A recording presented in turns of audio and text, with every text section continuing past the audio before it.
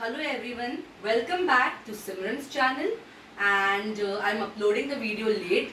So yeah, okay, so today also we are going to deal with accounts because I had told in last two videos or maybe last or before that if I take one chapter I'll continue with the chapter, I will complete that chapter and उसके बाद ही मैं कुछ आगे carry forward करूंगी कोई other subject पे या may be accounts पे कोई अलग चैप्टर पे। तो अभी तक हम लोग डबल एंट्री सिस्टम देखते आए हैं। आज हम इसमें एक न्यू कॉन्सेप्ट देखेंगे, बट उसके पहले मुझे रिकैप करना है गोल्डन रूल्स का, क्योंकि उसके रिलेटेड मैं आप लोगों को एक सम करवाऊंगी आज, जिसके लिए मैंने टेक्स्ट बुक लिया है। तो ये सम है, मैं ये जो सम है वो करवाऊंगी आज। तो उसके लिए हम लोगों को एक न्यू कॉन्सेप्ट सीखना है। बेसिकली डबल एंट्री सिस्टम जो है, पहले मैं आप लोगों को थोड़ा सा बता देती हूँ आइडिया। डबल एंट्री सिस्टम जो है उसमें तीन तरह के अप्रोचेस होता है। In double entry system there are three approaches. The first approach is traditional, the second is modern and the third is accounting equations. What is the third one? Accounting equations. So, to be precise with y'all, this chapter is just a basic thing for y'all to make consideration in journal entries. यानी कि ये जो chapter है ये बहुत basic है and mostly I think colleges में सिर्फ theoretical part के साथ ही इसके साथ deal किया जाता है। I am not sure, but जहाँ तक I've seen, the main chapter of 11th and 12th starts with only journal entries. And further also when you will do BCom, BAF, BBI, whatever you are going to do, तो जिसमें भी account subject रहेंगे, because BAIF में तो होता ही है, BCom में भी होता है, आई थिंक ऑल कोर्सेज में, एफवाई में तो डेफिनेटली एक सब्जेक्ट अकाउंट्स तो होता ही है। बैफ तो is full of finance and accounts, मैंने खुद बैफ किया है, so I know that we have taxation also, we have law also, we have economics also. These are the basic subjects for a commerce student. So coming back to our topic, ये जो है ना, इसका अगर आप सीख लोगे तो आप लोग जर्नल एंट्रीज जो है बहुत ईजिली पास कर पाओगे। So for you all to get the base, double entry system is the base for you all. So now what I will be dealing is with traditional approach and accounting equation. Modern को हाल फिलहाल मैं नहीं करवाऊंगी क्योंकि आप confuse हो सकते हो, and अभी के लिए मैं ये दो अप्रोचेस सिखाऊंगी। तो आज तो मैं अकाउंटिंग इक्वेशन सिखाऊंगी, नेक्स्ट क्लास में मैं ट्रेडिशनल अप्रोच कवर करूंगी। If you all want modern approach, you all can put in the comment box that please ma'am we want the modern approach also, so teach us. Because for me it is very basic only, for me it is very easy to understand since मुझे तो practice है, but for you all, the ones who are in 11th and 12th, the basics should be clear. I don't want to get you all confused with any approaches. So for me, which is the important approach, is traditional one and the accounting equations. And अगर आप text book के पीछे देखोगे तो आपको तीनों तरीके के सम्स दिए, modern, traditional and accounting equations. And ज्यादा मात्रा में जो सम्स दिया है वो है accounting equations, because this is the very basic and the easiest one and it is a very logical one. So first we will recap the golden rules, ठीक है। तो अभी हम लोग गोल्डन रूल्स देखेंगे, यानी कि रियल, नॉमिनल और पर्सनल।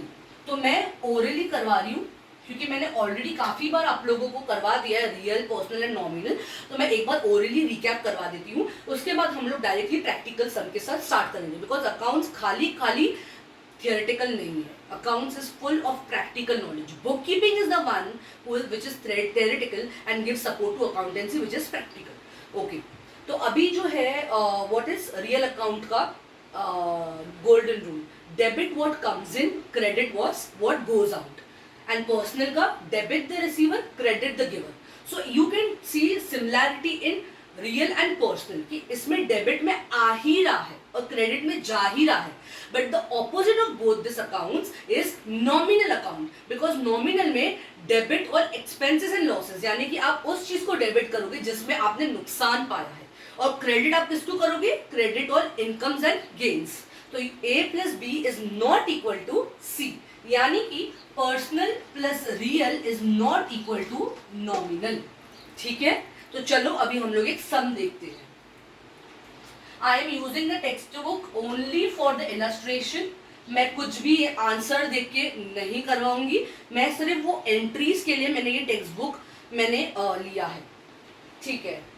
तो commence business with cash ₹20,000. Now it is a double entry system, so obviously two entries will be passed simultaneously. So commenced यानी कि started business. अभी हम लोग इतने बेसिक वर्ड्स के साथ ज्यादा डील नहीं करेंगे, अभी हम 11th standard, 12th standard, F5 में आ गए हैं, तो what we will deal is with little accounting words. So commenced business, कहीं कहीं जगहों पे आपको स्टार्टेड भी होगा, बट कहीं कहीं जगह पे आप कमेंस्ड देखोगे तो डर नहीं चलना कमेंस्ड है क्या, ये क्या है. कमेंस्ड का मतलब ही है started. So commenced business with cash ₹20,000. Cash account debit to capital account. Don't worry, I will explain your. ये जो एंट्री है हमेशा अकाउंट्स में हम एक तो first thing we see from business point of view and secondly we see from debit and credit point of view. ये भी मैंने रिपीट किया है. अब मैंने लिखा है कैश अकाउंट डेबिट. मैंने एग्जांपल्स भी दिए थे आपको. Cash, what is cash? Cash is an asset of the business. What is asset? मैंने लाइबिलिटीज नहीं बताया था, I am very sorry for that. हाँ, बट मैंने एसेट्स बताए थे. एसेट्स जो आपका पोजेशन होता है बिजनेस का. फॉर एग्जाम्पल ये मेरा बिजनेस है अभी, राइट, मैं टीचिंग कर रही हूँ, तो ये जो बोर्ड है ये मेरा एसेट है, ये मेरा बोर्ड है. This is my belonging. So what ever is my belonging, what ever is my possession is the asset for my business. This marker is an asset for my business. This duster is the asset for my business. This book is the asset for my business. What am I doing? Teaching business. So this is an asset, right? Now what is the liabilities? मैं एक फटाफट बता देती हूँ liabilities क्या होता है. Liabilities ये होता है जब भी आपको कुछ पे करना है. जैसे आप एक टर्म के साथ बहुत आओगे. In the one term which is very common in accounts which you will come across through is bad debts. What are bad debts? When you incur losses, when you are bankrupted, when you are incurring very much losses, आप expenses losses incur कर रहे हो, तभी वो bad debts picture में आता है. या हम कह सकते हैं creditors to whom we owe money, जिसे हमें पैसा देना है, they are also our liability. मतलब जिसको भी हमें पैसा देना है या कुछ ऐसा रहेगा बैड डेट्स या कुछ भी, जब भी हमें पैसा इनकर कर रहे हैं, लॉसेस इनकर कर रहे हैं बेसिकली, तभी वो आएगा लायबिलिटीज में. ठीक है. Cash account debit to capital account. Cash is a real account, right. Now commenced business with cash ₹20,000, यानी मैंने अपने बिजनेस में 20,000 का कैश डाला है. To start my business I have put in cash of 20,000. The cash which is put in the business is known as capital. Is known as the amount invested in a business. In accounts it is termed as capital. So cash account is debited. Why? Firstly it is an asset, so it's a real account. Real account debit का rule क्या है? Debit what comes in. Business में cash आ रहा है, इसके लिए वो debit हुआ. कैपिटल यानी कि उस मैंने अमाउंट से बिजनेस स्टार्ट किया है, तो कैपिटल ऑफकोर्स सिमरन्स कैपिटल होगा. ऑफकोर्स कैपिटल मतलब क्या, किसके नाम का कैश है? मेरे क्लासेस के नाम का होगा, मेरी मॉम का होगा, या जिसका अभी जैसे टाटा है तो इट इज टाटास कैपिटल, क्योंकि टाटा का बिजनेस है. तो सिंस नेम रिलेटेड है तो वो पर्सनल अकाउंट में जाएगा. Credit the giver, I am the giver of the business, I am putting 20,000, मेरे हाथ से मेरे ही बिजनेस में 20,000 बाहर जा रहा है, तो क्रेडिट द गिवर. एंड क्योंकि cash is a real account, the business is receiving the cash, so debit what comes in. So cash account debited to capital account is the final entry. And amount was 20,000, तो 20,000 आ जाएगा debit में और credit के column में आ जाएगा 20,000. अभी मैं आप लोगों को रफली करवा रही हूँ, मैं आप लोगों को उस एंट्री फॉर्मेट में नहीं करवा रही हूँ. तो कैश अकाउंट डेबिट, मैंने आप लोगों को बोला था डेबिट को आप कैसे डिनोट करोगी? डीआर साइन से. डॉक्टर नहीं होता डॉक्टर, डीआर, तो वो आप याद रखना. Doctor is for DR, debit is for DR, तो हम डिनोट भी करेंगे as DR. We will not write as full debit, we will denote it by DR. जैसे हम व्हाट्सएप पे शॉर्ट फॉर्म्स लिखते हैं वैसे यहाँ पे भी हम ये शॉर्ट फॉर्म ही लिखेंगे. अकाउंट जो है उसको भी हम शॉर्ट फॉर्म में ही लिखेंगे. ए बड़ा स्लैश छोटा सी, big A slash small c will indicate account. What will it indicate? Account. And to capital account में हम credit क्यों नहीं लिख रहे हैं? Because if one thing is debited, तो next thing is obviously credited. तो इसके लिए हमको वापस वो credit की जगह नहीं लिखना है, right? Now for example मेरा नाम सिमरन है, तो मैंने अपना नाम भी लिख दिया, that is more than enough. मुझे surname of course सिमरन वाधवा है, सो अगर मैं वाधवा सिमरन लिखूं या सिमरन वाधवा लिखूं, it is one and the same, right. हाँ, अगर मैं सिमरन साजन वाधवा लिखूं तो साजन मुझे दिखाना पड़ेगा कि yes it's my daddy's name. Simran Wadhwa Simran is same. So वैसे ही सिमरन साजन वाधवा होगा तो I will put in the picture Sajan in between because he is my dad. So I will put in the picture Sajan. सो ये पिक्चर में अगर हाँ इधर कुछ और भी डेबिट होगा, क्योंकि आगे आप जाओगे तो आपको कंबाइंड एंट्रीज होगी, मतलब 2-3 डेबिट होगा. तो जब आपको अगर और एक एंट्री होगा तभी आपको डेबिट लिखना है. अभी आप खाली डबल एंट्रीज है, यानी कि 2 एंट्रीज साइमल्टेनियसली पास होगा तो एक ऑफकोर्स डेबिट होगा और एक ऑफकोर्स क्रेडिट होगा. That is what I mean to say. That's it. Now we will take up the next example. कुछ भी डाउट हो प्लीज कमेंट सेक्शन में डालो because I don't see that no one is replying to my comment section. So please do it. Purchase goods on credit from Ajay 10,000. Purchase goods from Ajay. I will write the entry. Purchased goods from Ajay on credit of rupees for example 10,000. ठीक है 10,000.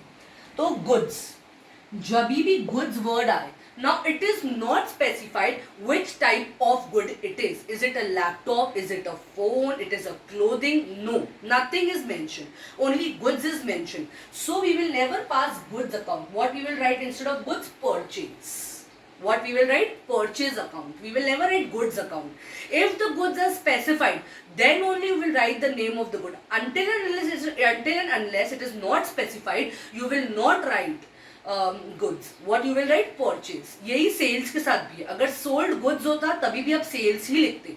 अगर ऐसा होता sold laptop तब आप laptop लिखोगे, या purchase laptop तब आप laptop लिखोगे. लेकिन अगर goods होगा तो चाहे वो sales हो चाहे वो purchase हो तो आप purchase और sales ही लिखोगे goods के जगह पे. You will replace goods with purchase or sale whatever is given in the sum.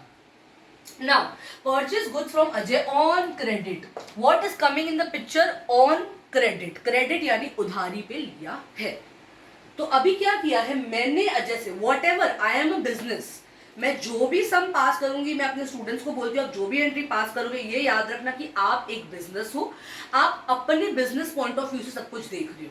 अभी आप खुद, आपका नाम नहीं है, you are not, I am not Simran or the student is not the student, he is the business, I am the business. So whatever I am passing the entry, I have to keep in mind that I am the business. So whatever is happening with me, if I am purchasing or if I am selling or if I am commencing the business, I am doing from a business point of view only. Purchase goods from Ajay on credit of rupees 10,000. What will be the entry? Purchases to Ajay. Purchases account debit to Ajay's account. 10,000 in the debit column and in the credit column also 10,000. Now I will explain you this entry. Purchases. What is purchases account? It's a real account because purchases is an asset. What we are writing? Goods के जगह पे we are replacing it with purchases. तो यही दिमाग में डालो, purchases क्या हमारा goods है and goods is our asset. So real account debit what comes in. क्योंकि हम लोग ने गुड्स खरीदा तो वो आ रहा है अजय. यहाँ पे हम कैश भी लिख सकते थे बट क्योंकि ऑन क्रेडिट मेंशन है यानी उधारी पे, तो हमने जिससे उधारी पे लिया हम उसका नाम लिखेंगे. Very clear. Let's go on to the third entry. Last 3 entries are left, then we will wind up. ज्यादा मैं कॉम्प्लिकेट नहीं करूंगी. Third entry is cash sales rupees 7,000. Cash sales rupees 7,000. बहुत क्लियरली मेंशनड है cash. It's very very clearly mentioned cash. If it will be on cash, if it will be on credit, it will be mentioned. For example, in the sum, it is not mentioned cash or credit. You will assume it that it is on cash basis only. ठीक है. Cash sales यानी कि cash account debit to sales account 7,000. 7,000 in the debit column, 7,000 in the credit column. Why? Cash sales. आप business हो, आपने कुछ चीज बेची है तो आपको कैश अंदर आया. Cash is a real account. Debit what comes in. Sales is an, so sales is nominal account. Debit on expenses and losses, credit on incomes and gains. आपने सेल किया है so it's an income and gain for you, so it will be credited. Last 2 entries. I hope I'm very much clear, because if I'm not, you can put in the comment section and you can ask me that I was not clear at this point. I will explain you. Then received commission rupees 500. Received commission rupees 500. Now, what is this commission? What is this commission? You have heard about interest. जब भी आप bank में loan लेने जाते हो तो आपको bank को लोन जब आप चुकाते हो, so you give some amount of interest. So commission is a type of interest. So received commission यानी आपने commission receive किया है, तो आप लिखोगे commission, नहीं, आप लिखोगे cash account debit. If I am not wrong, right? हाँ, cash आ रहा है, to commission account, correct. 500. For this I will recheck, because किस में हम भी थोड़ा I am correct थोड़ा हो जाता है, इतना सब कुछ पढ़ा रहे हो तो थोड़ा एक रीचेक होता है. Cash account to commission account, this I have check, तो मैंने आप लोगों को बता दिया, I was correct. Cash is commission is coming in the form of cash. I told you, if they are not mentioning credit, you can assume it that it is in the form of cash. So cash to commission, why? Because commission is coming in the form of cash. So cash debit what comes in to commission, because the person who is giving the commission, we don't have to keep that in picture. We are getting commission, we have to put that in picture. The person who is giving us commission, it's an income and gain for us, so it will be credited, because commission account is nominal account. So debit all expenses and losses, credit all incomes and gains. We are receiving the commission from that other party, so we have to see from our point of view. So it's an income for us, so it will be credited, and it is coming in the form of cash. So that other party is giving us in form of cash. Cash is coming in. It's a real account. So debit what comes in. Last entry for the day. Then we will wind up. I will not complicate much more to you all. Then it is paid rent rupees 800. Paid rent rupees 800 means you are paying the rent. आपने जो अभी समझिए ये मेरा एक office है, तो मैंने ये ऑफिस रेंट पे भी लिया हो सकता है या खुद का भी लिया हो सकता है, बट यहाँ पे स्पेसिफाई कर है कि मैंने रेंट पे लिया है. तो अगर मैंने रेंट लिया है तो मेरे पॉकेट से पैसा जाएगा, because I am paying the rent. So it will B rent account. Debit 800 मतलब नॉमिनल अकाउंट है rent, because it's an expense. Debit all expenses and losses, so it will be debited. In what form I am paying the rent? In the form of cash. So to cash account. Okay. Credit, cash is a real account. Credit what goes out. So my cash is going out in the form of rent. So henceforth it will be credited. Thank you so much everyone for I hope that you will see my video. You will shower me positivity. You will shower me with comments. I'm hoping to get as much as views I can get. I always put on the social media my videos, so I hope the concept is very clear to you all. So just ending the video with, please like, share, comment and subscribe my channel. Whoever is new to my channel can subscribe it. The others who have already subscribed, please just like my channel, do share it and put lots of comments. So yeah, thank you so much.